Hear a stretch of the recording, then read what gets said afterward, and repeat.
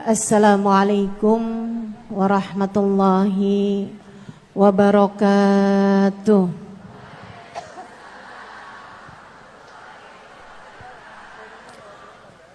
Alhamdulillah. Wassalatu wassalamu ala Rasulillah Muhammad ibn Abdillah wa ala alihi wa sahbihi wa man wala. Subhanaka la ilma lana illa ma 'allamtana innaka antal alimul hakim. Rabbi shrah li sadri wa yassir li amri wahlul 'uqdatan min lisani yafqahu qawli. Amma ba'du. Alhamdulillah, Allah sampaikan juga saya ke tempat ini. Masjidnya Allah Subhanahu wa taala, bait min buyutillah, rumahnya Allah. Mudah-mudahan kita udah disampaikan di rumah Allah di dunia. Allah sampaikan pula ke Baitullahil Haram di Mekkah. Dan Allah sampaikan pula di tempat keridhaannya, surga Allah di akhirat nanti insyaallah. Amin ya rabbal alamin. Rabbi la tukhzini yawma yub'atsun yawma la yanfa' mal wala banun illa man atallaha biqalbin salim. Kata Nabi Ibrahim yang Allah tuliskan dalam Al-Quran, ya Allah, jangan kecewakan aku, jangan buat aku susah pada hari di mana Engkau membangkitkan hamba-hambamu. Nanti di akhirat saat manusia dibangkitkan, ya Allah, jangan buat saya susah, jangan buat saya kecewa. Yauma la yanfa' mal wala banun.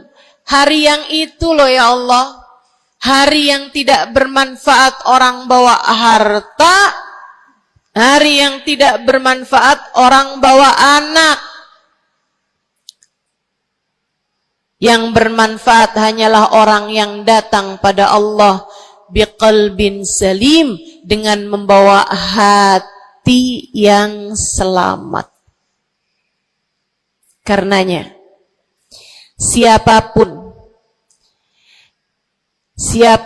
di antaramu yang akan menuju ke akhirat, semua dari kita menuju ke akhirat.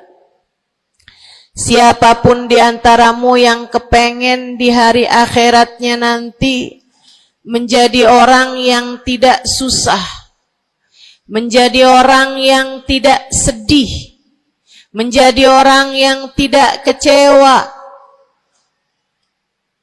menjadi orang yang tidak ketakutan, menjadi orang yang berhasil. Siapa di antaramu yang kepengen di hari akhiratnya nanti berbahagia, bersukacita? Siapa yang kepengen di hari akhiratnya nanti bergembira? Pastikan saat-saat ini, saat hidupmu di dunia ini, pastikan kamu sedang menuju kepada keselamatan hati. Hatimu selamatkan. Hatimu selamatkan, teman-teman. Hatimu selamatkan.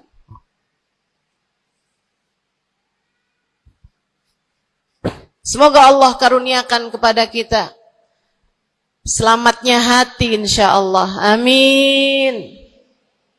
Semoga Allah menyelamatkan hati kita semua. Semoga Allah menyelamatkan hati kita semua. Nabi kita Muhammad menyebutkan dalam salah satu hadisnya, ala inna fil jasadi mudghah, idza salahat salahal jasad kulluh, wa idza fasadat fasadal jasad kulluh, ala wahiyal qalbu. Kata Nabi, ketahuilah sungguhnya dalam diri manusia terdapat segumpal darah. Apabila ia bagus, ia selamat, ia bersih, selamatlah seluruh anggota tubuhnya.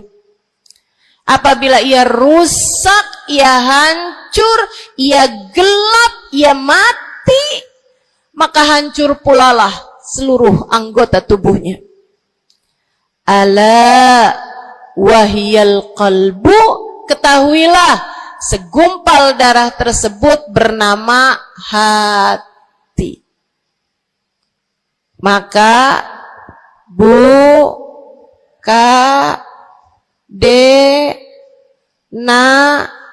nek, banyak nenek-nenek di sini. Saya sampaikan padamu pesan dari hati saya yang terdalam. Berhati-hatilah dengan hati. Yang hati-hati sama hati, apa yang ada di dalamnya?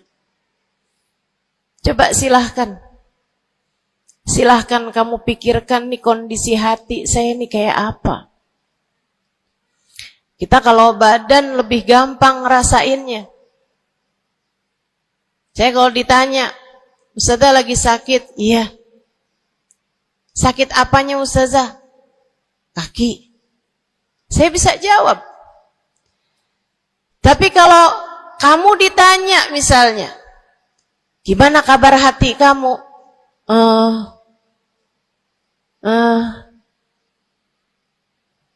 Gimana kabar hatimu? Sehatkah? Sakitkah? Atau bahkan sakaratul maut?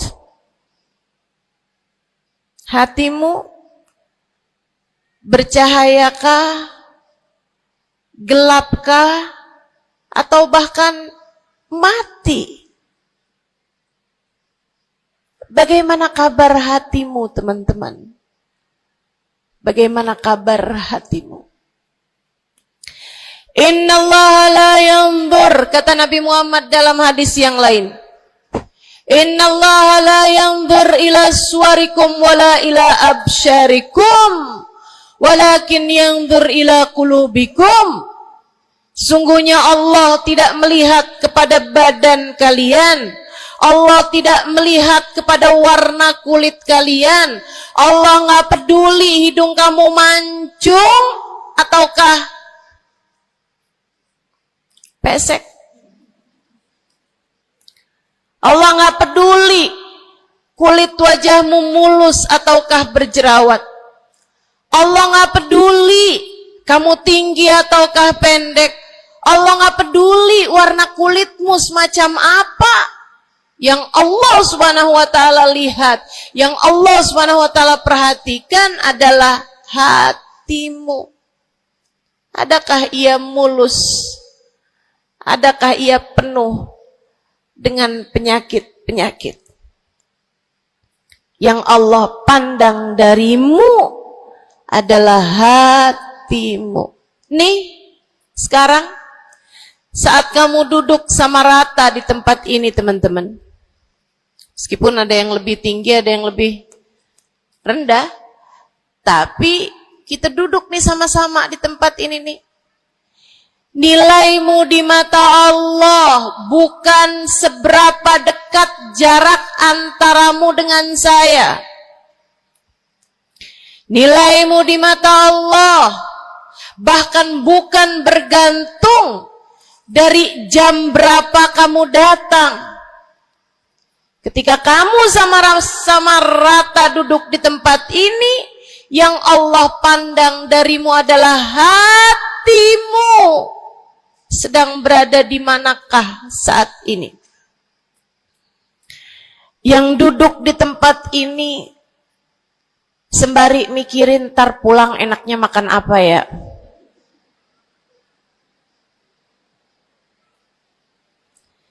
Yang duduk di tempat ini sambil mikirin, kok saya lapar ya? Iya, belum sarapan. Gara-gara buru-buru takut nggak kedapatan tempat duduk. Gara-gara buru-buru, kepengen bisa lihat mukanya Ustazah Halimah yang viral.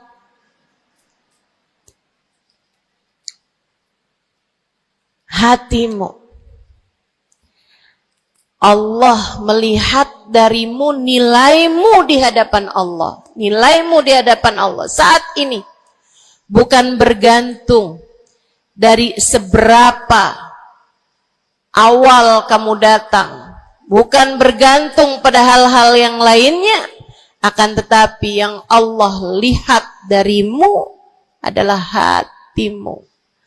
Adakah Allah di dalamnya? Adakah Allah di dalamnya?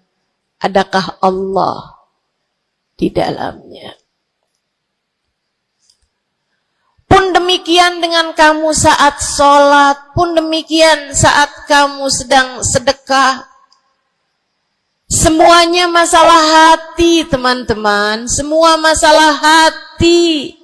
Kata guru saya Sayyidil Habib Umar bin Hafid, al-madar kullal madar fi salahil gulub. Urusan segala urusan, sumber segala macam urusan, dasar segala macam urusan ada pada bagusnya hati. Kalau udah hatinya bagus, bagus semuanya. Kalau udah hatinya busuk, busuklah semuanya. Semoga Allah selamatkan kita dari busuknya hati. Semoga Allah selamatkan kita dari busuknya hati. Amin ya Rabbal Alamin. Dunia, akhirat. Masalah semuanya ada pada hati. Karenanya yuk kita bahas. Gimana sih caranya nyelamatin hati? Yang pertama, kalau kamu pengen tahu caranya nyelamatin hatimu, yang pertama,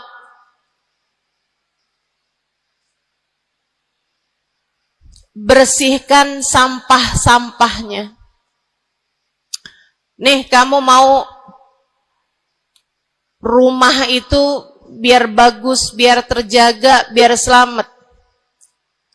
Kamu lihat dalamnya, oh banyak sampah. Banyak noda, banyak kotoran. Dari mulai kotorannya cicak, ayam, sampai mungkin anjing. Karena lama nggak ditempatin.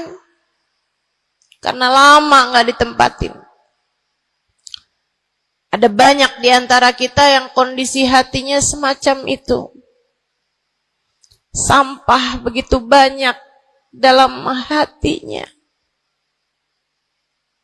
Ada banyak di antara kita umat Islam yang kondisi hatinya semacam itu. Begitu banyak sampah di dalam hatinya tersebut. Semoga Allah selamatkan semuanya. Amin. Maka hal pertama, kalau kamu kepengen punya hati yang selamat, yang nomor satu adalah bersihkan hatimu dari semua sampahnya, keluarin. Apa sampahnya hati? Dosa-dosa yang telah kamu lakukan. Idza aznabal abd nakat fi qalbihi nuqtah sauda. Kata baginda kita Nabi besar Muhammad, idza adnabal abad, ketika seorang hamba mengerjakan dosa, tertorehlah di dalam hatinya satu titik hitam. Sampahnya hati. Kamu tiap kali bikin dosa, dosa apa aja? Bukan hanya dosa besar, zina, bukan hanya dosa besar, minum minuman keras atau narkoba, bukan hanya dosa besar, judi atau riba. Bukan hanya dosa-dosa besar. Kalau itu titik hitam yang sangat besar tertoreh di dalam hatimu itu. Bahkan dosa-dosa kecil, sekedar marah-marah sama suami, atau ngambil uang suami. Gimana? Pernah? Rezeki istri solehah ustazah. Lagi mau nyuci, kelihatan. Alhamdulillah. Emang haram ya ustazah? Ya haram, bukan punya kamu. Kan katanya ada hak istri dalam harta suami. Iya betul kalau dia kasih. Kalau dia kasih, kalau nggak kasih, nggak halal juga. Bahkan dosa-dosa kecil, seperti melihat tetangga, terus kamu bilang, ya ampun, cakep banget ya. Nyesel saya nggak kawin sama dia.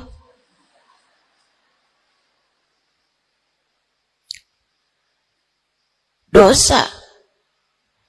Seperti memandang seseorang dengan pandangan menghina. Seperti membicarakan aib orang lain. Setiap kali kamu berbuat dosa, apapun bentuk dosanya, satu titik hitam tertoreh di dalam hatimu itu. Ini istighfar wa tab. Musih. Kalau dia beristighfar, kalau dia bertaubat, dihapuslah titik hitam tersebut. Wa illa, kalau enggak, ya tetap aja ada. Kamu bikin dosa lagi, bikin dosa lagi, bikin dosa lagi, bikin dosa lagi. Enggak pernah istighfar, enggak pernah memperbaiki diri. Aurat tidak kamu tutup dengan baik. Sehingga akhirnya setiap kali kamu keluar dilihat oleh laki-laki yang bukan mahrammu. Satu titik hitam, satu titik hitam, satu titik hitam. Sampai terkadang hati seseorang dipenuhi dengan titik-titik hitam. Hatinya menjadi legam. Hatinya menjadi penuh dengan titik-titik hitam. Semakin bertambah lagi, semakin bertambah lagi, jadilah karat. Jadilah karat. Kalau udah jadi karat, na'udzubillah. Ini yang Allah sebutkan di dalam Al-Quran. Kata Allah, kalla, a'udzubillahi minasyaitonirrajim, kalla, bal rana ala qulubihim bima kanu yaksibun, kalla innahum an rabbihim yawma idin lamahjubun. Kalla, kata Allah, balran, ada ran, ada karat di dalam hati mereka tersebab dosa, dosa, dosa yang menumpuk tanpa pernah dimohonkan ampunan. Kalla innahum an rabbihim yawma idzin lamahjubun. Orang kalau hidup bawa karat hasilnya apa? Orang kalau hidup bawa karatnya hati hasilnya apa ya Allah? Kalla innahum an rabbihim yawma idzin lamahjubun. Orang yang hatinya punya karat, pada hari tersebut ia akan terhalang dari Allah Tuhannya. Guru saya Sayyidil Habib Umar bin Hafid menyampaikan tafsir mengenai ayat ini. Kata Habib Umar bin Hafid, tidak mati dengan membawa iman. Orang yang hatinya penuh dengan karat, apabila datang ajal menjemput, iman terkeluar, tercerabut dari dalam hatinya, hingga ia pun mati, keluar dari atas muka bumi ini dengan tanpa membawa iman Islam. Dia keluar dari atas muka bumi ini bukan sebagai hamba Allah, bukan sebagai umat Nabi besar Muhammad sallallahu alaihi wa ala alihi wasallam. Dia meninggal dunia dalam keadaan su'ul khatimah. Na'udzubillah min dzalik. Jangan biarkan karat memenuhi hatimu. Jangan biarkan hatimu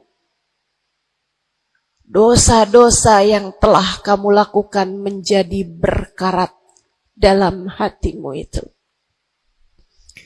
Saya kesian sama kamu. Nggak apa-apa. Hidup terus-terusan ngontrak, nggak apa-apa. Hidup nggak pernah punya kendaraan sendiri, nggak apa-apa. Nggak pernah punya HP yang canggih, nggak apa-apa. Saya hidup di atas muka bumi ini, nggak pernah ada yang datang melamar saya. Jadinya sampai di usia di atas 30-an tahun, saya masih menjomblo, Ustazah. Nggak apa-apa. Ustazah, saya udah menikah 10 tahun, belum ada anak juga, Ustazah. Enggak apa-apa. Ustazah, suami saya kawin lagi, Ustazah. Enggak apa-apa.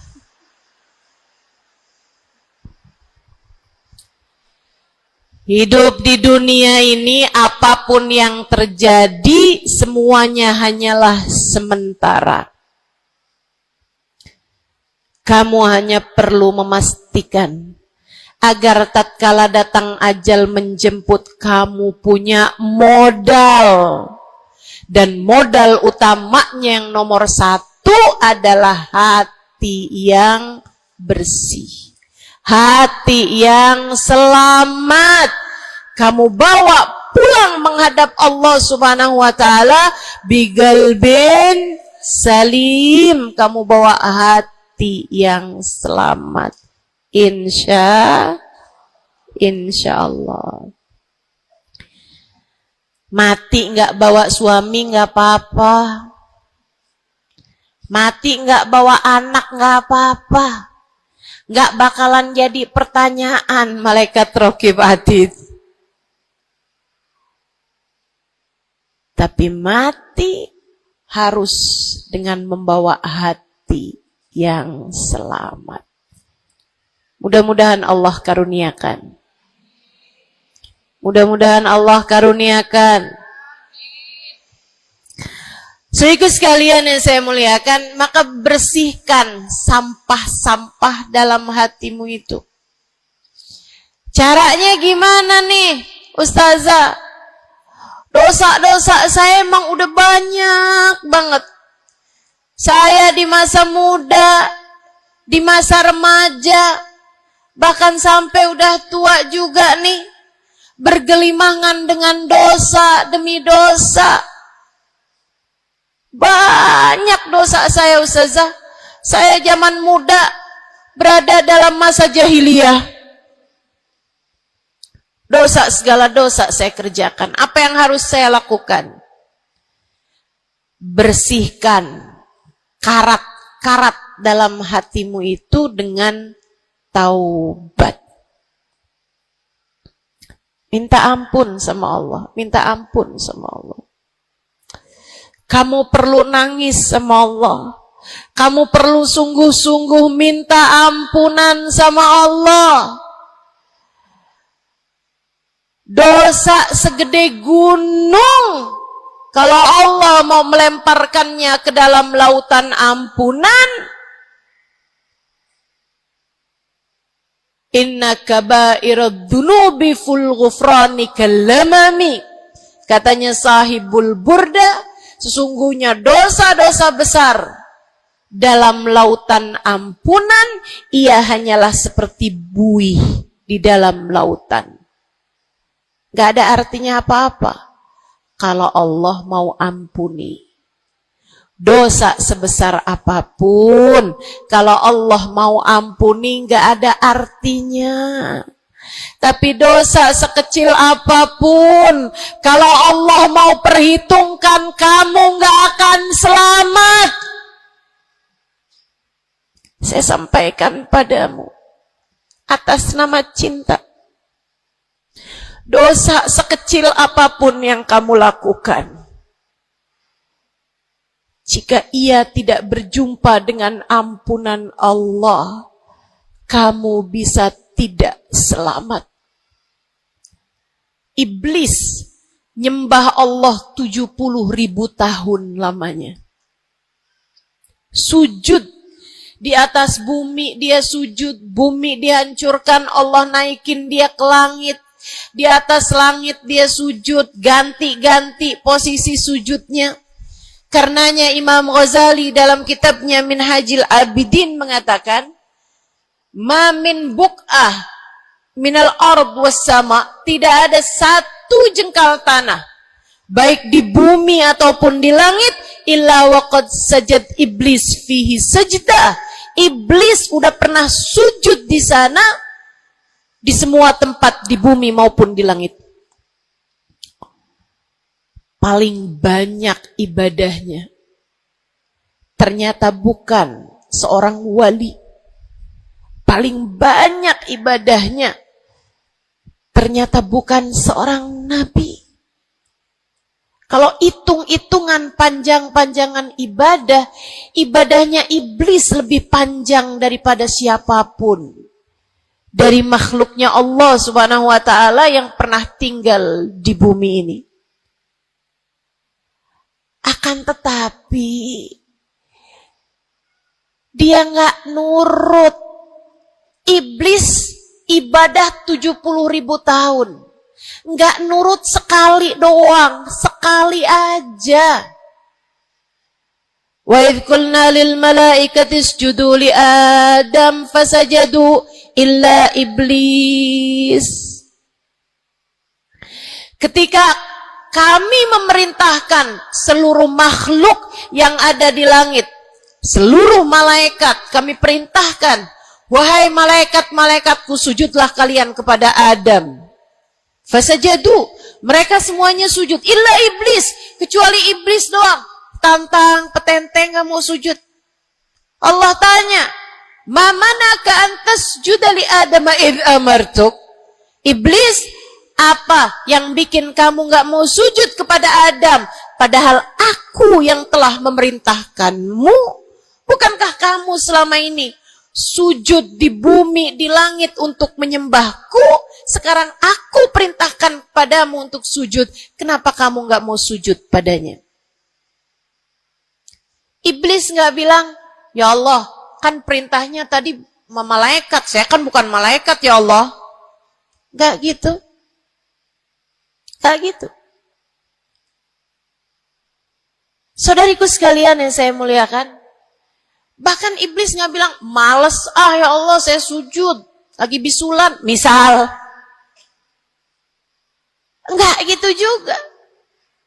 Makanya orang yang meninggalkan taat karena malas, karena bodoh misalnya, itu lebih dimaklumi teman-teman daripada yang kayak iblis ini nih. Ketika ditanya apa yang membuatmu gak mau sujud, wahai iblis, kepada Adam, iblis dengan pongahnya, dengan sombongnya mengatakan, ana khairun minhu, saya lebih baik daripada Adam. Khalaqtani min nar wa khalaqtahu min tin. Saya berasal dari api, sementara Adam berasal dari tanah. Tanah diinjak-injak ya Allah, sementara api begitu hebatnya. Fahbit minha fa innaka rajim. Kata Allah, kita yang taat sama dosa sama-sama baik.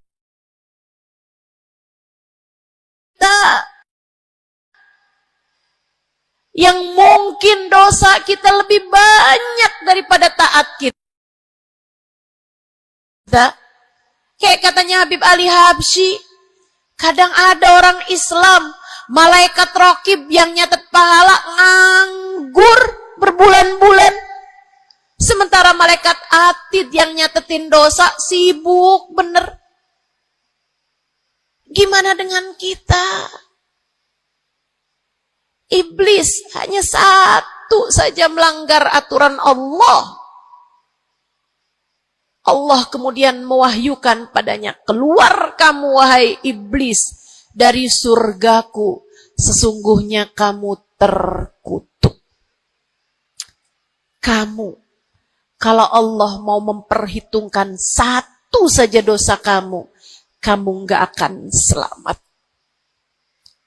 Saya sampaikan padamu, iya kamu, semua yang dengerin saya. Kalau Allah mau memperhitungkan satu saja dosamu, kamu nggak akan selamat. Kamu tidak akan selamat. Tapi kan saya anaknya Fulan bin Fulan. Tapi kan saya keturunannya Fulan bin Fulan. Tapi kan saya istrinya Fulan bin Fulan. Bu, Kak, Dek, Nak, nggak selamat siapapun kamu. Anaknya Nabi Nuh, nabinya Allah tenggelam. Pamannya Nabi Muhammad, paman baginda kita Nabi besar Muhammad, Abu Lahab, Allah tuliskan kehancurannya, kecelakaannya, kebinasaannya di dalam Al-Quran. Mau siapa yang kamu andalkan? Tapi kan saya udah banyak bikin taat. Saya tiap malam bangun tahajud. Kamu nggak nyampe seujung kukunya ibadah iblis. 70.000 tahun. 70.000 tahun. Sujud pada Allah SWT di tiap jengkal tanah. Nih tanah yang sekarang kita jejak ini pernah dibikin sujud sama iblis. Waktu iblis tinggal di atas muka bumi ini. Tapi semuanya nggak manfaat. Kalau Allah mau memperhitungkan satu saja dosa hambanya, ia tidak akan selamat. Sebab Allah hanya mau menerima hati yang tidak ada sampah di dalamnya. Sebab hanya berkenan menerima hati yang tidak ada noda-noda di dalamnya. Sampah hatimu bersihkan. Dosa-dosamu taubati. Mintalah ampun kepada Allah. Mintalah ampun kepada Allah. Bangunlah di waktu malam, mandilah dengan mandi taubat. Saat-saat mandimu kamu bilang dalam hatimu, ya Allah, sebagaimana air membersihkanku dari segala kotoran-kotoran di badanku, ya Allah, bersihkanlah dosa-dosaku dengan hujan ampunanmu. Kemudian sholatlah. 2 rakaat, 4 rakaat, sholat taubat. Kemudian sesudahnya, mulailah kamu ingat dosa-dosamu. Mulailah kamu ingat dosa-dosamu. Dari sejak kamu balik sampai sekarang ini. Betapa ia telah menggunung. Betapa ia telah melumuri dirimu itu. Betapa ia telah menjadikan dirimu kotor. Kemudian ingatlah nikmat yang telah Allah SWT berikan, bahwa bersama dengan banyaknya dosa-dosamu, Ia tak henti-henti memberikan kepadamu kenikmatan demi kenikmatan. Bahwa meski matamu berulang-ulang kau pandang yang haram dengannya, Allah masih membiarkan matamu dapat melihat. Betapa meskipun telingamu berulang-ulang kamu pakai untuk mendengarkan aib-aib orang, nyatanya sampai sekarang telingamu masih dapat mendengar. Betapa lisanmu. Berapa banyak hati tersakiti dari lisanmu itu? Mertuamu kamu sakiti, suamimu kamu sakiti, anakmu bahkan kamu sakiti. Bodoh banget sih jadi anak. Astagfirullah. Kamu kok bandel banget sih, mama nyesel punya anak kayak kamu. Astagfirullah.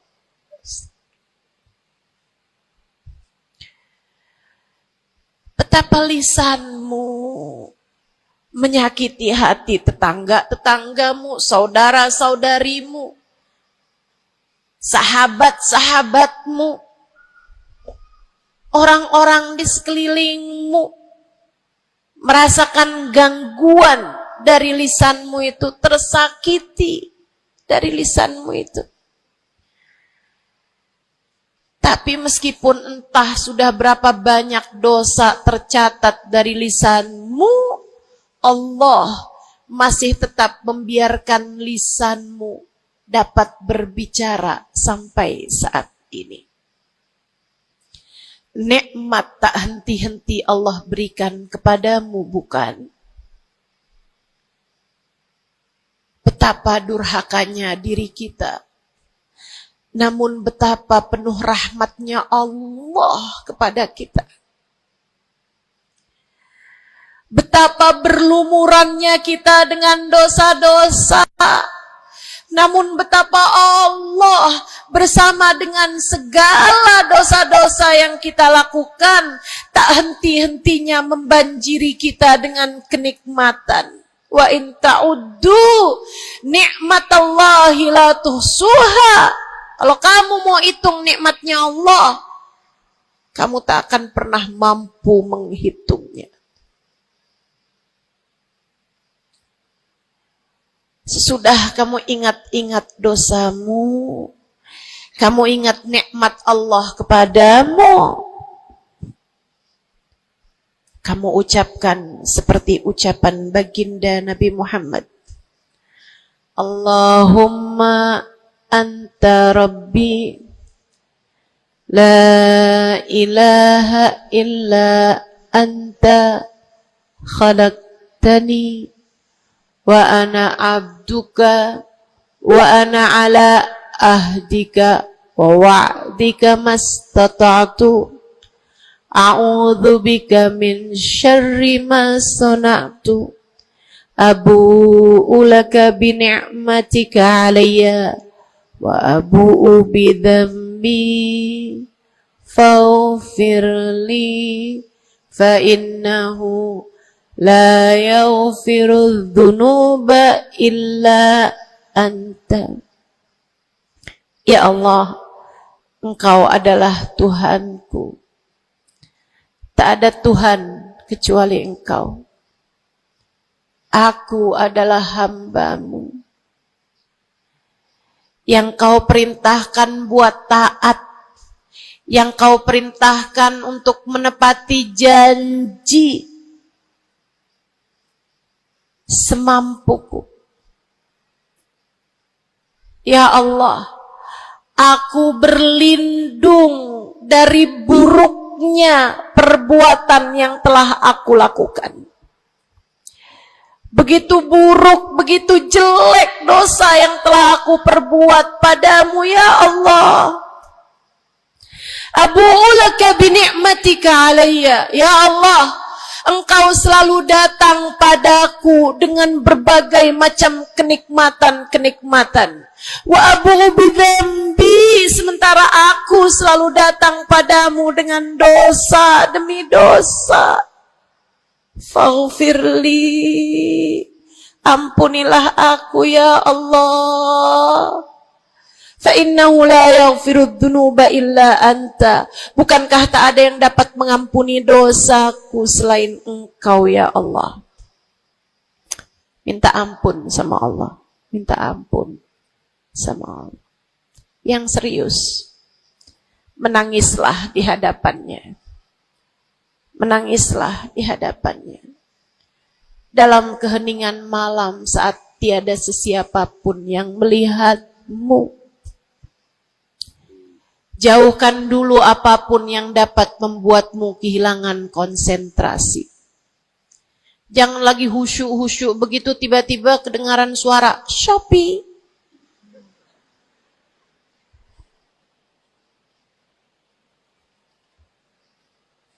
Kamu langsung jadi hilang konsentrasi. Yang mana nih ya?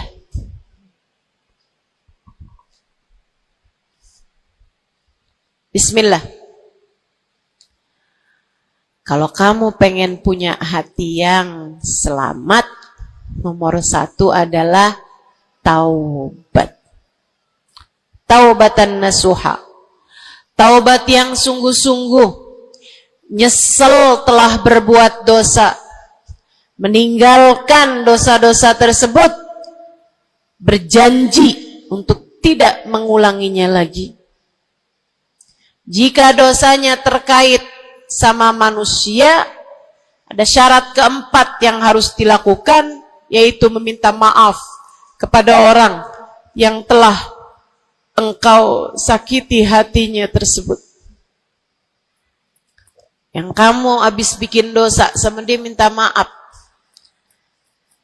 Mudah-mudahan Allah SWT ampuni dosa-dosa kita. Amin. Semoga Allah ampuni dosa-dosa kita. Amin. Ketika ada seorang ulama ditanya, ya Syekh, wahai Syekh, kalau saya nih punya banyak hajat nih, punya banyak permintaan, tapi waktunya sempit buat doa, doa apa yang seharusnya saya panjatkan? Misalnya nih, lagi sebentar nih, bisa kepegang Hajar Aswad. Lagi sebentar nih, bisa ada di depan Ka'bah. Lagi sebentar nih, bisa ada di dekat makam Nabi Muhammad SAW. Sesudah kita ucap salam kepada baginda Nabi. Ini apa nih yang harus saya minta kepada Allah? Hajat saya banyak, sementara waktu saya sempit buat doanya. Apa yang harus saya mintakan? Apa sebaik-baik hajat yang perlu kita mintakan di saat tidak banyak waktu untuk memintanya kepada Allah? Syekh tersebut menjawab, is'alil maghfirah, mintalah ampunan dari Allah. Sebab bagaimana mungkin kamu meminta hajat-hajat yang lain sementara kamu masih belum berada dalam pandangan rahmatnya Allah. Kamu masih terusir dari pintunya. Kamu udah minta-minta. Nih kayak istri lagi minggat sama suaminya. Kemudian dia WhatsApp, tolong dong transferin saya. Lah balik dulu.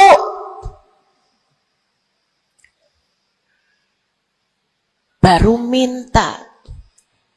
Tiap kita ngerjain dosa adalah tiap langkahan kita menjauh dari Allah Subhanahu wa ta'ala.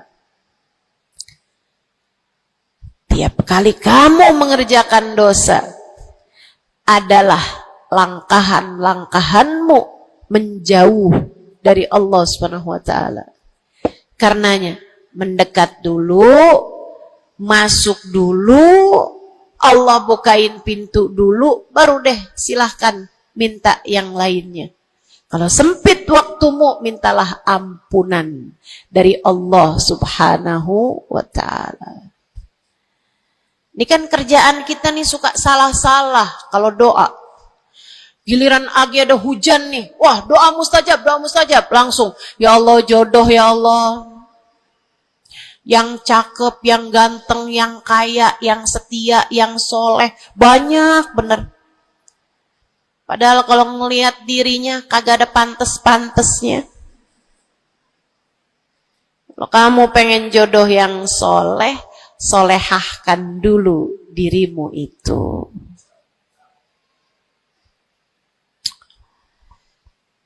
Begitu datang hujan, ya Allah, duit yang banyak, ya Allah, duit yang banyak, ya Allah. Mintalah dulu ampunan. Sebab kamu mati nggak bawa jodoh nggak apa-apa, kamu mati nggak bawa duit nggak apa-apa. Tapi kita mati harus bawa ampunan Allah Subhanahu wa ta'ala. Sebab dosa akan mengotori ruang hati kita. Maka syarat utama hati yang bersih adalah keluarkan sampah darinya dengan cara taubat. Mohonlah ampun pada Allah. Secara serius. Cukup sekali Ustazah? Enggak cukup. Lo dosanya banyak. Tiap habis sholat minta ampun. Tiap ada kesempatan buat doa minta ampun. Tiap lagi datang hujan minta ampun. Tiap lagi ziarah ke makam Nabi, ke makam wali, minta ampun sama Allah. Tiap lagi datang orang soleh, katanya doa sambil memandang wajah orang soleh yang mustajab. Apa yang mesti kita minta? Minta ampunan dari Allah Subhanahu wa ta'ala. Minta ampunan dari Allah Subhanahu wa ta'ala. Itu satu syarat mutlak utama. Pengen hatimu selamat, keluarkan sampah-sampahnya. Habis keluarin sampah-sampahnya, nah sekarang udah bersih. Ternyata ada penyakit-penyakitnya. Ada bagian itu yang atapnya bocor. Ada airnya yang tersumbat. Penyakitnya rumah. Bukan begitu? Saudaraku sekalian yang saya muliakan, kamu kepengen hatimu jadi hati yang selamat, sembuhkan hatimu dari berbagai macam penyakit-penyakitnya. Apa aja sih penyakit-penyakitnya hati? Banyak. Imam Ghazali menyebutkannya dalam kitab Ihya Ulumuddin. Sampai jadi satu kitab yang tebal membahas mengenai hal-hal yang buruk yang ada dalam hati manusia. Bahasan panjang, nggak akan keburu waktunya buat bahas panjang itu. Tapi saya bilang, Bu, kayak rumah. Saya pernah beli rumah. Suami saya beli rumah. Kemudian saya liatin rumahnya bagus, bersih, cakep, udah nih. Kemudian satu hari saya ajak teman saya yang ngerti urusan rumah, ahli desain interior rumah. Saya bawa masuk dalam rumah saya, dia liatin, ini bocor nih Ustazah, yang ini nih harus cepet-cepetan ditambal. Terus dia lihat ada bagian atap tuh bocor tuh Ustazah, tambal dulu Ustazah, dibenerin dulu tuh Ustazah sebelum ditempatin. Bu, saya kirain rumah saya udah bagus. Ternyata kalau dilihat sama ahlinya baru ketahuan. Kita juga begitu semua. Kita kirain hati kita baik-baik aja. Tapi kalau kita duduk ngaji, kalau kita hadir di majelis taklim, kalau kita dengerin kajian-kajian, kita baru paham. Ya Allah, ternyata hati saya ada penyakitnya di sini. Ternyata saya juga punya penyakit yang ini. Ternyata saya punya penyakit yang ini. Karena jangan berhenti belajar. Jangan berhenti mengaji. Biar kita faham penyakit-penyakit hati kita tuh di bagian mana. Sehingga kita bisa konsentrasi buat mengobatinya. Ada tuh bagian atap yang dibilangin sama temen saya nggak terlalu peduli. Saya liatin kecil aja kok. Sampai satu hari, untung aja saya nggak ada di bawah situ. Jebol atap rumah saya. Banjir rumah saya. Gara-gara atap yang berpenyakit yang tidak diberesin. Begitu pula dengan hati kita. Cari tahu apa penyakitnya.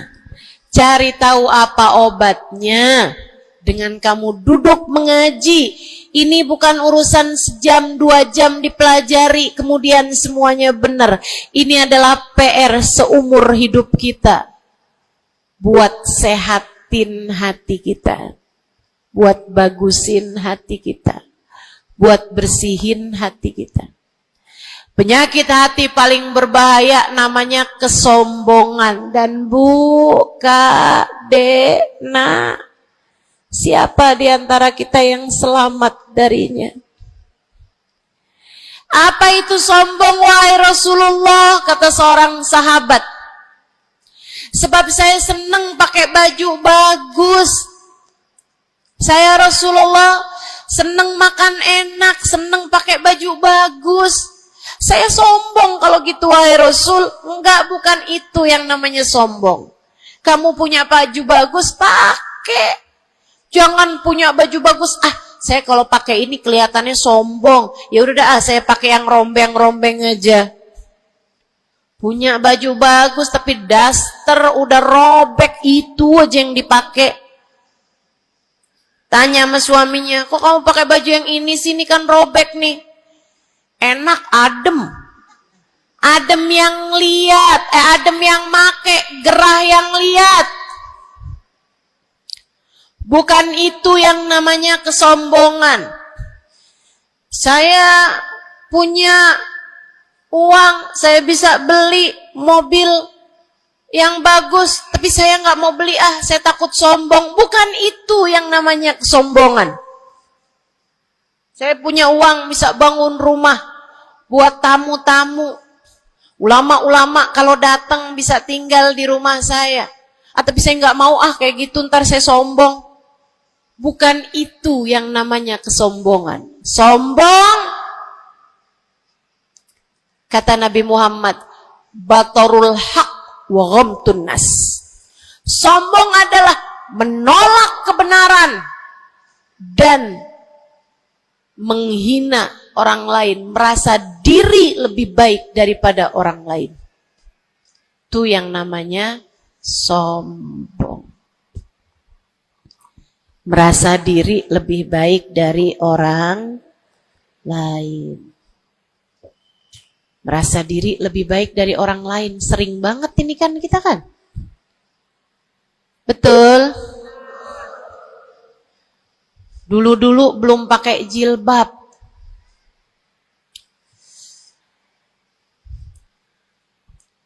Nggak ngerjain taat yang namanya menutup aurat.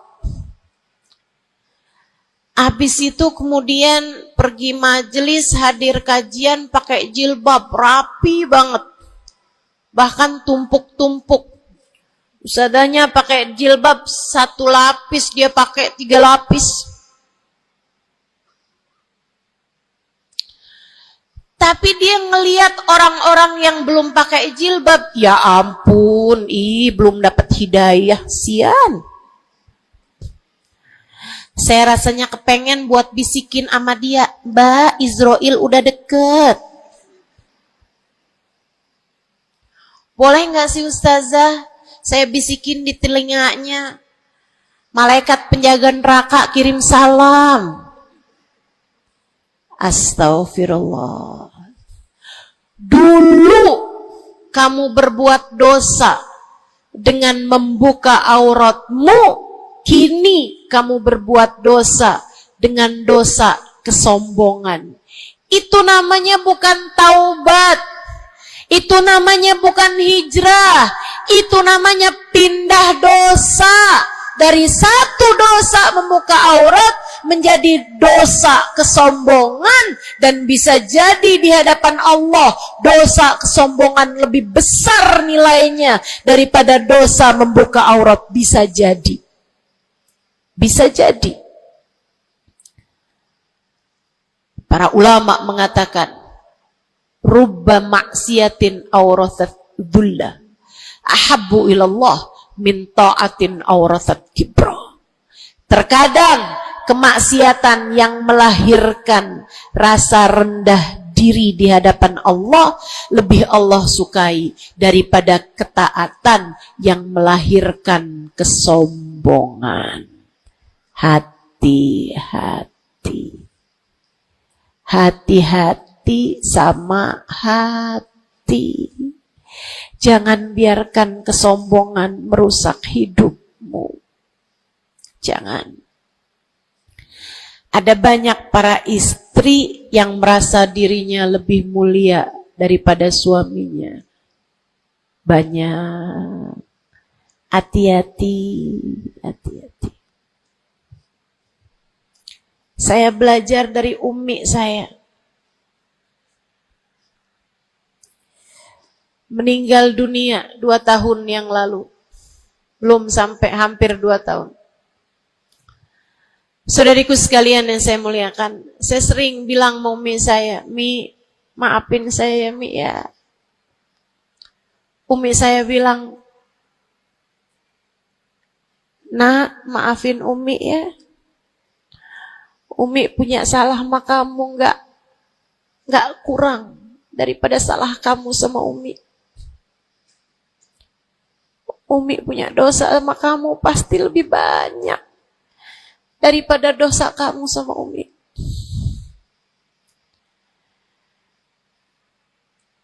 Itu rasa yang jarang dimiliki para ibu. Seringnya ibu tuh merasa selalu lebih baik daripada anaknya. Seringnya ibu tuh merasa dia nggak punya salah, dia nggak punya dosa. Yang punya dosa banyak tuh anaknya kepada dirinya, bukan begitu? Ayo minta maaf dulu sama ibu. Ayo minta maaf dulu. Kan seringnya bilang gitu sama anak-anak kita. Kamu tuh nak, ibu ini adalah ibumu, surgamu berada di bawah telapak kakiku. Waduh. Betul, al-jannah tahta aqdamil ummahat. Tapi ucapan kamu yang semacam itu kesombongan. Yakin bakal masuk surga? Yakin? Yakin bakal masuk surga, Bu? Para ibu yang suka bilang surgamu anakku berada di bawah telapak kaki ibumu, yakin kamu bakal masuk surga? Hah?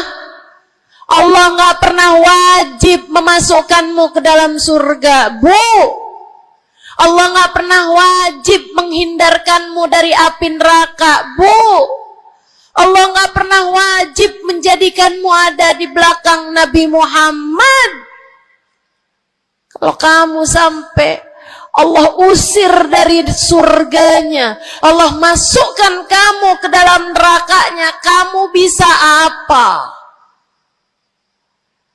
Kalau saat Nabi Muhammad menggiring umatnya, dan kamu tidak bisa ada di belakangnya, kamu terusir dari rombongan Nabi Muhammad, kamu bisa apa?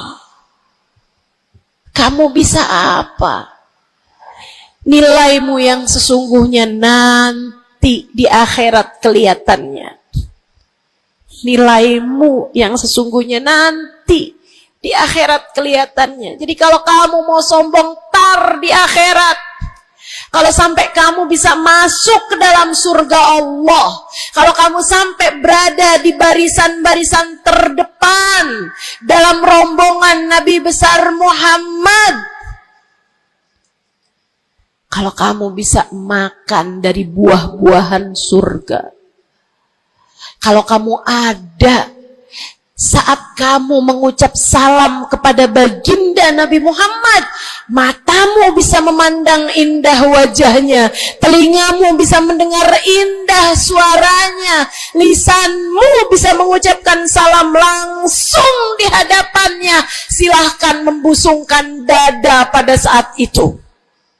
Silahkan mau ngerasa diri kamu lebih baik daripada ahli-ahli neraka, silahkan.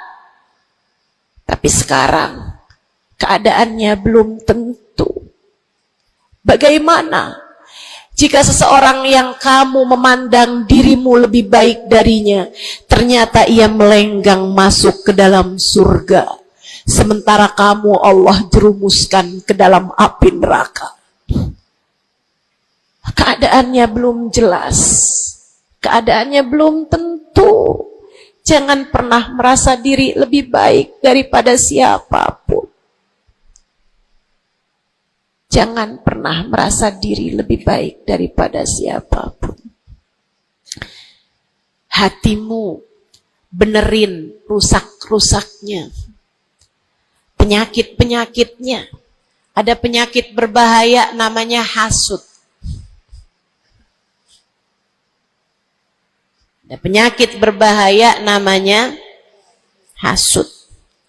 Apa itu hasud? Seneng orang lain dapat kesulitan, seneng kalau orang lain dapat kemalangan, kesusahan, susah hati kalau orang lain dapat kesenangan. Tuh. Seneng orang lain susah, susah orang lain seneng. Itu namanya hasud. Ada tetangga naikin rumah, bangun rumah, dia naik darahnya. Ada orang tetangganya yang sebelah kiri beli mobil, dia pun diangkut pakai mobil ambulan. Busuk bener hatinya, dimakan sama sifat namanya sifat hasud. Nggak seneng lihat orang lain seneng. Kalau orang lain dapat kesusahan, seneng bener. Si ibu itu kemarin habis tabrakan, pantas aja dia tabrakan. Kamu tahu kan, si ibu yang itu tuh suka ngerebut laki orang. Ngerebut suami orang jelek, teman-teman, jelek. Jelek. Tapi kamu ngomongin orang juga perbuatan yang jelek, sama jeleknya. Yuk belajar buat jangan punya sifat hasud.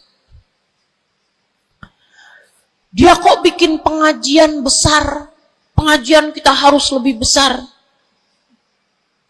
Urusannya apa? Bukankah majelis itu adalah dakwah mengajak orang kepada Allah?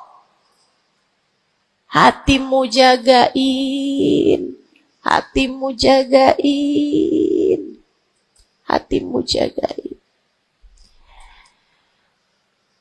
Ada yang bisa begitu, alhamdulillah. Ada ustazah yang lebih pandai darimu, alhamdulillah. Minta doa, ambil ilmunya. Bukan malah dihasutin.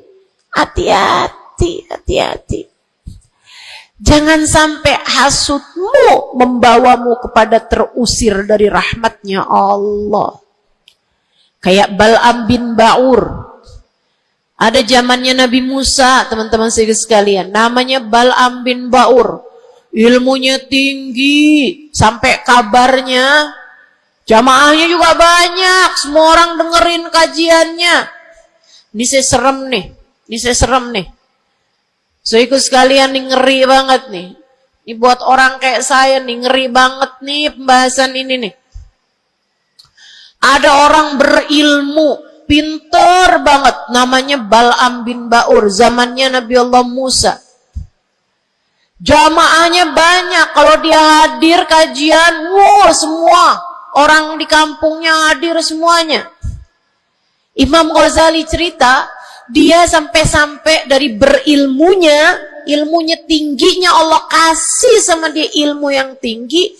Kalau dia ada dapat pertanyaan yang dia nggak tahu jawabannya, dia doa bisa lihat jawabannya langsung dari Lauhil Mahfuz. Kurang pinter apa? Kurang berilmu apa?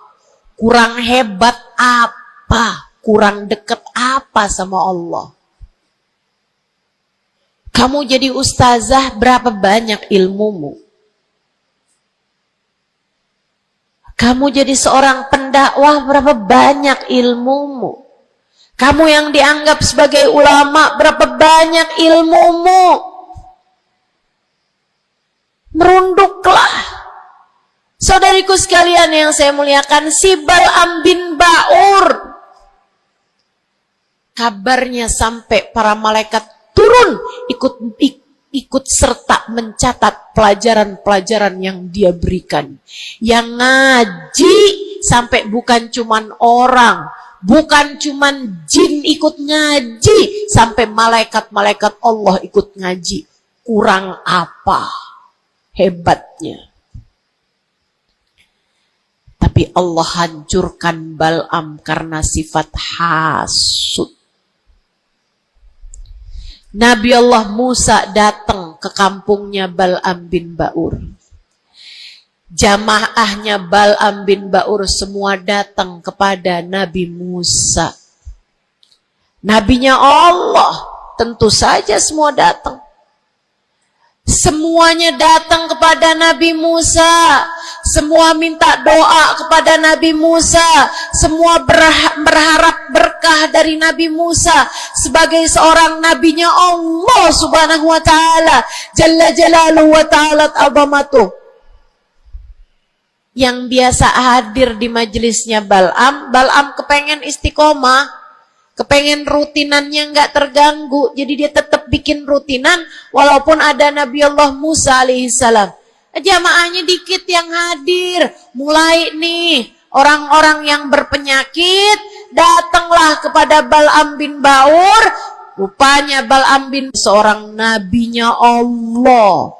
Dia nggak lihat Nabi Musa sebagai seorang yang diberi kelebihan lebih banyak daripada dirinya karena diwahyukan wahyu kepadanya. Bal'am bin Ba'ur termakan sifat hasud. Ia pun berdoa meminta kepada Allah, ya Allah, hancurkanlah Musa. Ya Allah, hancurkanlah Musa. Hancurkanlah Musa, ya Allah. Saudaraku sekalian yang saya muliakan, Allah angkat semua kelebihannya Bal'am bin Ba'ur. Bahkan kabarnya dialah orang ateis pertama di atas muka bumi ini yang mengatakan alam semesta enggak ada Tuhannya. Ngeri. Allah cabut bahkan iman dari dalam hatinya Bal'am bin Ba'ur. Iman Allah cabut. Dari yang asalnya berilmu kayak begitu, Allah sampai cabut imannya, teman-teman saudaraku sekalian. Allah pun ceritakan tentang Bal'am bin Ba'ur dalam Al-Quran. Kata Allah Subhanahu wa ta'ala, A'udzu billahi minasyaitonir rajim. Famathaluhu kamathalil kalbi in tahmil alaihi yalhath aw tatrukhu yalhath Perumpamaannya Bal'am bin Ba'ur seperti anjing. Kalau kamu angkat, dia menjulur-julurkan lidahnya. Kalau kamu tinggalkan, dia pun juga tetap menjulur-julurkan lidahnya. Dianjing-anjingin, bukan sama orang, sama Allah subhanahu wa ta'ala. Lihat betapa Allah subhanahu wa ta'ala kalau murka sama seseorang nggak tanggung-tanggung. Siapapun kamu, kalau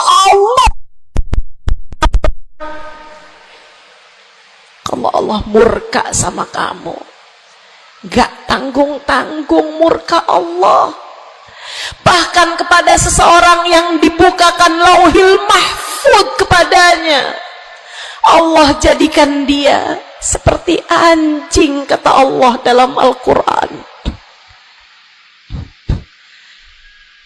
Jangan berani-berani punya sifat hasud. Ingat, kalau ada orang diberi kelebihan lebih daripada kamu, ingat, yang ngasih kelebihan itu satu, namanya. Kalau ada seseorang tertimpa kemalangan, jangan sok-sokan merasa diri lebih baik daripada orang tersebut. Ingat, yang ngasih kemalangan kepadanya hanya satu, namanya Allah. Hati-hati sama sifat namanya sifat hasud. Satu, bersihkan hatimu dari sampahnya yaitu dosa dengan cara taubat dan mohon ampun terus-terusan. Kedua, benerin rusak-rusaknya hatimu, penyakit-penyakitnya hatimu, yang terutamanya adalah sifat sombong dan sifat hasud. Hatimu belajar untuk tidak membenci siapapun. Hatimu belajar buat nggak benci sama siapapun. Yang terakhir, kalau kepengen hatimu selamat, hiasi. Kalau rumah nih, udah sampahnya udah bersih, rusak-rusaknya udah dibenerin, udah direnovasi, sekarang tinggal yang terakhir. Apa itu? Hias-hiasi rumahmu. Pasangin horden, pasangin lampu yang bagus, pasangin lantai yang bagus, ditaroin dekorasi-dekorasi, pajangan-pajangan kamu taro-taro, ada sofa, ada tempat tidur, dihias-hiasi rumahnya. Dicat rumahmu itu dengan warna-warna yang cocok, kan begitu? Hiasi hatimu dengan cinta. Hiasi hatimu dengan cinta. Hatimu ada cinta kepada yang semestinya dicinta. Siapa?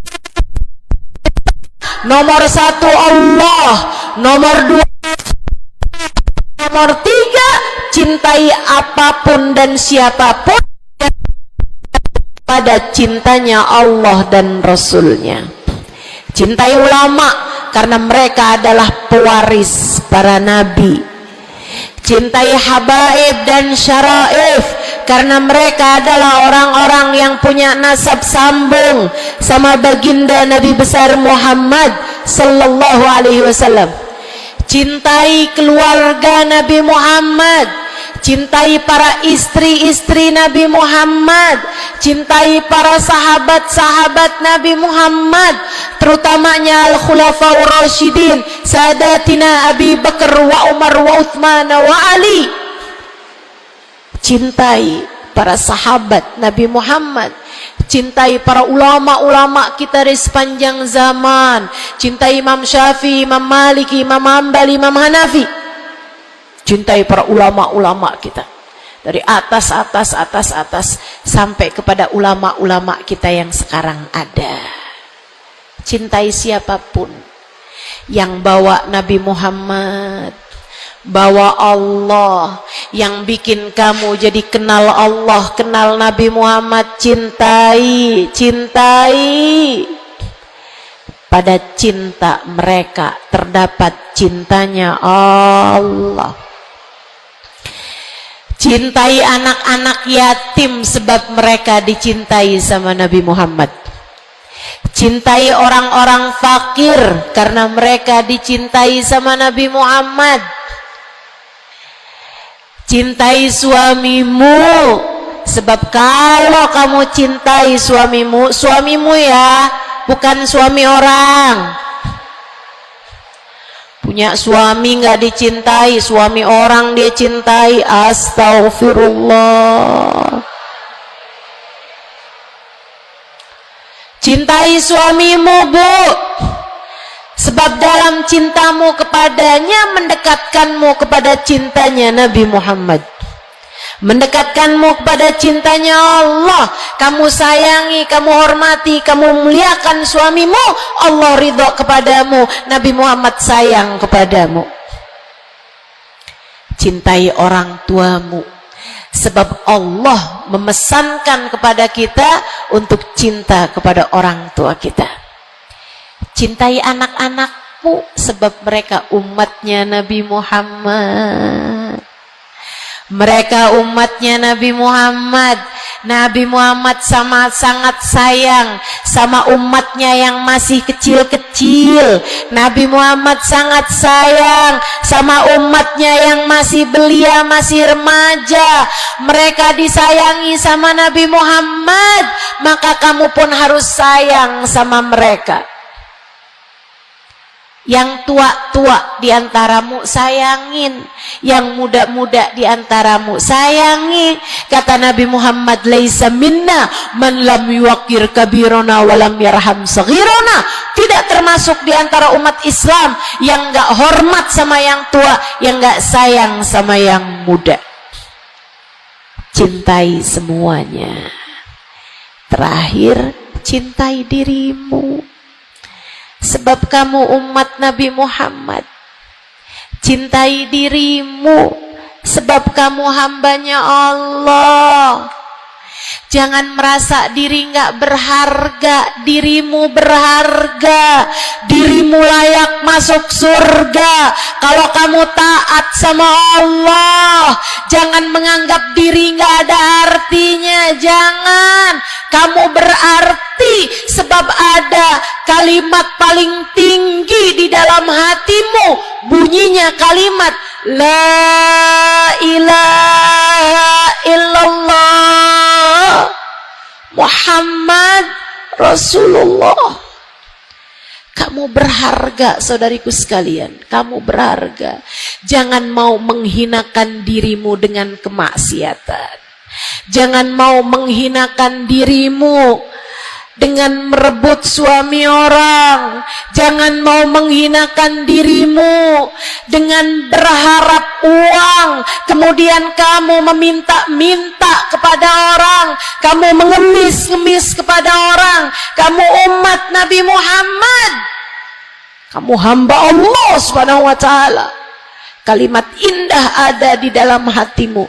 Jangan hinakan dirimu itu. Mari terhormat, jalanin sholat, jangan pernah tinggal. Mari terhormat, tutup auratmu, jangan dibuka-buka. Mari terhormat, cintai dirimu, bangun di waktu malam, sholat malam, angkat tangan, minta kepada Allah. Mari terhormat, baca sholawat sebelum tidur.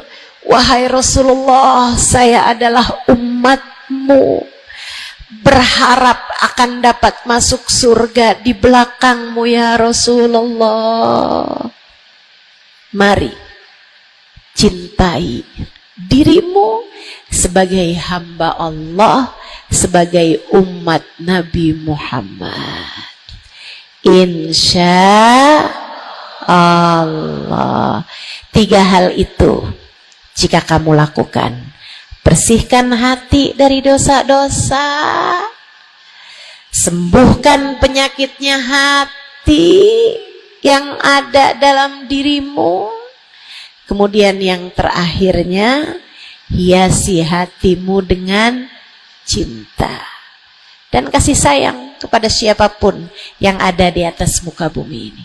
Sayangi aja semuanya, cintai aja semuanya, sebab dalam cinta kepada semuanya terdapat cintanya Allah dan Rasulnya.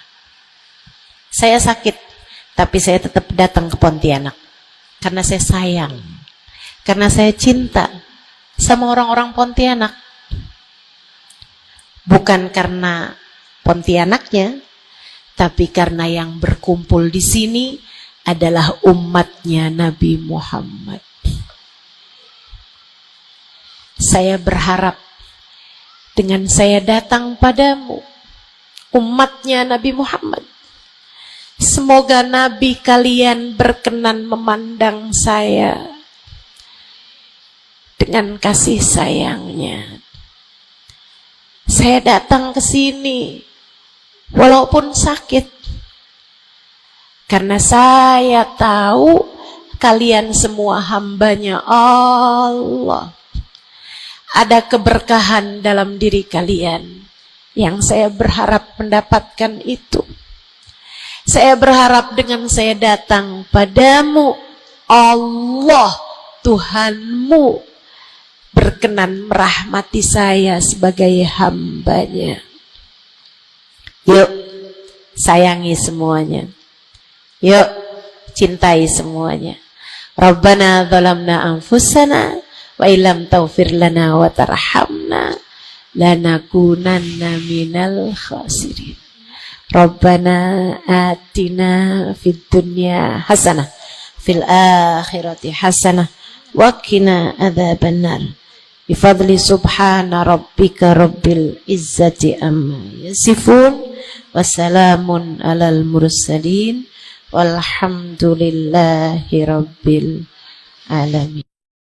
Assalamualaikum warahmatullahi wabarakatuh.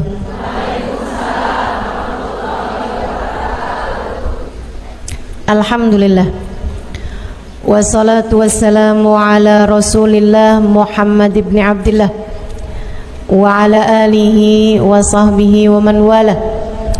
Subhanaka la ilma lana illa ma 'allamtana innaka antal alimul hakim. Rabbi syrah li sadri wa yassir li amri wahlul 'uqdatan min lisani yafqahu qawli, amma ba'du. Baik, sebelum kita mulai, kita akan baca niat belajar bersama-sama. Mudah-mudahan ilmunya nanti sekali lagi jadi ilmu yang manfaat buat kita sekalian. Bismillahirrahmanirrahim. Nawaitu ta'allum wa ta'lim wan naf'a wal intifa' wal mudzakarah wat tadhkir wal ifadah wal istifadah wal hidza ala tamassuk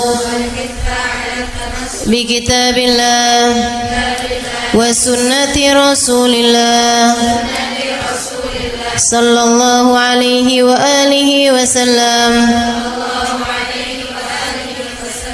wa du'a ilal huda والدلالة على الخير ابتغاء مرضاته وقربه وثوابه وحسن الخاتمة مع اللطف والعافية وصلاح العاقبة برحمتك يا أرحم الراحمين.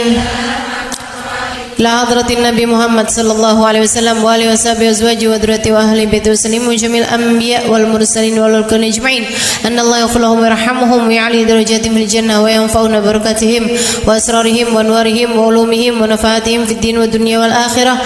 Al-Fatihah, baca bersama-sama. A'udzu billahi minasy syaithanir rajim. Bismillahirrahmanirrahim. Alhamdulillahi Rabbil Alamin Ar-Rahmanir Rahim Maliki Yawmiddin Iyyaka na'budu wa iyyaka nasta'in Ihdinas siratal mustaqim Siratal ladzina an'amta 'alaihim ghairil maghdubi 'alaihim waladdallin. Amin.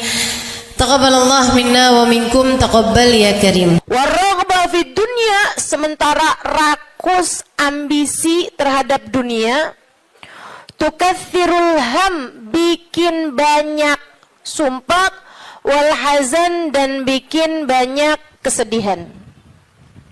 Bikin sedih badan kita, bikin sedih hati kita, bikin sumpek dan bikin akhirnya jadi berpenyakit ya badan kita ini. Ar-raghbah fid dunya. Wal batalah, sementara batalah, kalau di situ diartiin apa batalah? Nganggur ya, benar. Cuman bahasa yang enak apa ya? Tugasil galba, lalai dari Allah, maksudnya ya nggak kepengen dunia juga, nggak kepengen akhirat juga gitu. Kayak gabut. Anak zaman sekarang bahasanya gabut ya. Gabut itu apa sih sebenarnya? Nggak ada kerjaan gitu kan? Itu kayak ada singkatan nggak butuh gitu kali ya dari itu ya. Nggak ngapa-ngapain gitu, pengangguran aja gitu, nggak jelas. Wal batalah tuh terlena, nganggur gitu kan, tidur mulu gitu, luntang lantung. Ada orang luntang lantung gitu kan, dibilang luntang lantung, dibilang lantung luntang.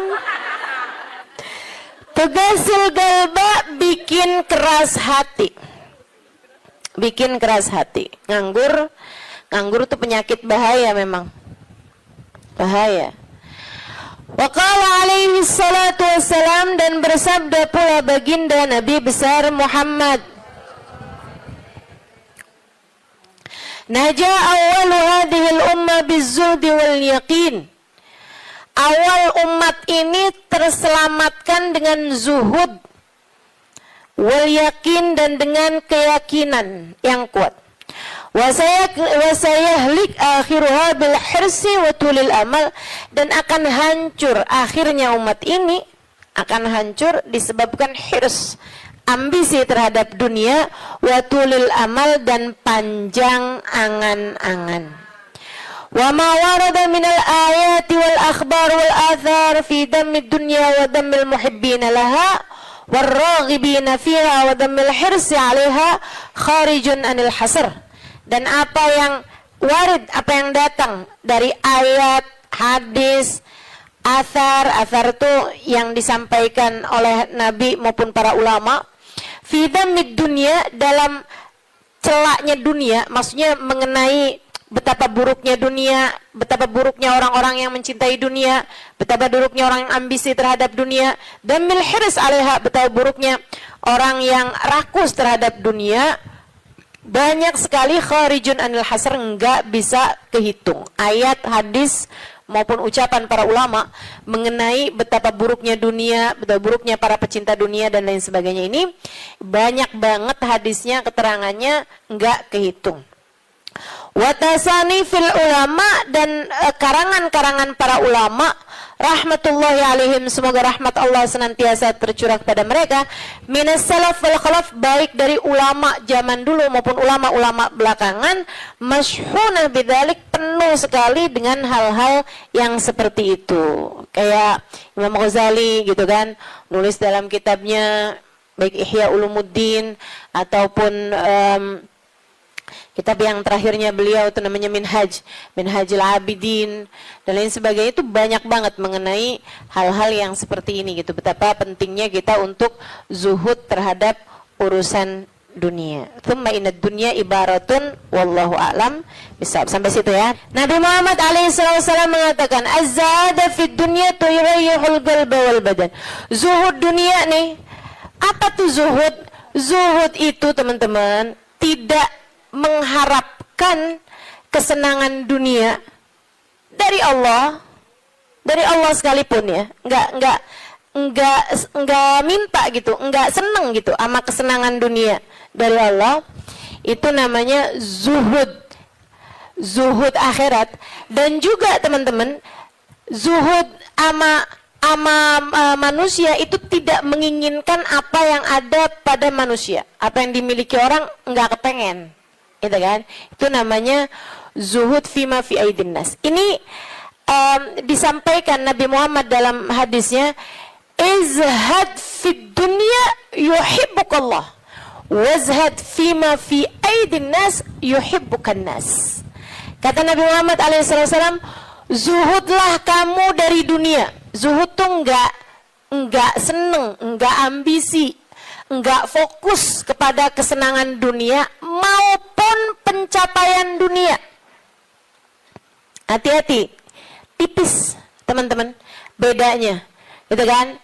Pencapaian dunia, saudara sekalian, kayak gini loh, banyak followers, majelisnya jadi rame, itu tipis tuh antara kamu kepengen akhirat sama kamu kepengen dunia. Buat siapanya? Bukan buat yang hadir. Saya rasa kalau yang hadir mudah-mudahan baik gitu kan. Tipisnya itu buat pelaku-pelaku dakwah, baik yang rumahnya buka buat majelis atau dia buka majelis, atau yang ngajarnya nih, gitu. Karena kalau tujuannya senengnya itu adalah urusan-urusan dunia, tuh tipis banget, setan nantinya tuh bisa masuk dari arah situ. Dari arah situ masuknya. Izhad fid dunia, kata Allah SWT. Makanya dari tipisnya nih yang saya sebut tadi itu ya, kayak keinginan kamu tuh dunia apa akhirat, keinginan kamu tuh pujian manusia atau pujian Allah. Itu sampai-sampai banyak dari para wali-walinya Allah Subhanahu wa taala meninggalkan kemasyhuran dunia karena khawatir sama hatinya. Banyak saudaraku sekalian. Sampai ada di antara para wali itu yang sampai berpura-pura nyuri, sampai dikejar orang gitu kan. Kenapa dikejar orang? Karena yang dia curi adalah bajunya seorang perempuan yang lagi mandi. Ada orang lagi mandi, wali loh yang ngerjain. Untung belum zaman viral internet ya. Ini kalau zaman viral internet kayak apaan tuh orang ngejudge dia tuh kan, udah nganggepnya udah hancur banget dah gitu. Tapi memang itu yang dicari sama beliau. Yang dicari sama beliau adalah menghindar dari kepopuleran, menghindar dari apa yang orang-orang cari dari kemuliaan dunia, karena khawatir hatinya terselip rasa keinginan untuk dianggap mulia di dunia, menghancurkan kemuliaannya di akhirat. Serem bener buat orang-orang kayak saya yang sama Allah dikasih pegang mic di depan, ya kan? Teman-teman saya sekalian, nggak gampang. Makanya kalau ada yang bisa kamu lakukan untuk saya, doain.